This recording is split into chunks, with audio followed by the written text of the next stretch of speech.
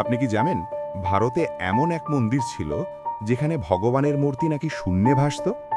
এটা উড়িষ্যার কোণার্ক সূর্য মন্দির। পৌরাণিক কাহিনী অনুযায়ী সূর্যদেবের পুত্র সাম্বা কুষ্ঠরোগে আক্রান্ত হন।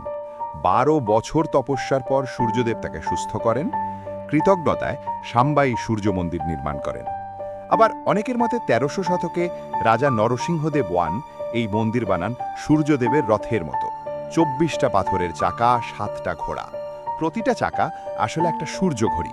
ছায়া দেখেই সময় জানা যায়। কিন্তু আসল রহস্য এখানেই। মন্দিরের শিখরে ছিল বিশাল চুম্বক পাথর। লোককথা বলে এই চুম্বকের শক্তিতে গর্ভগৃহের সূর্যদেবের মূর্তি মাটিতে ছোঁয়াই না, শূন্যে ভাসত।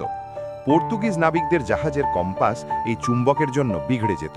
তাই তারা চুম্বক খুলে নিয়ে যায়, আর তারপরেই মন্দিরের ভারসাম্য নষ্ট হয়ে ধীরে ধীরে ধ্বংস শুরু হয়। সবচেয়ে অবাক ব্যাপার জানেন, এই বিশাল মন্দিরে এক ফোঁটাও সিমেন্ট নেই, একটাও লোহার রড নেই, শুধু ইন্টারলকিং পাথর আর নিখুঁত গণিত।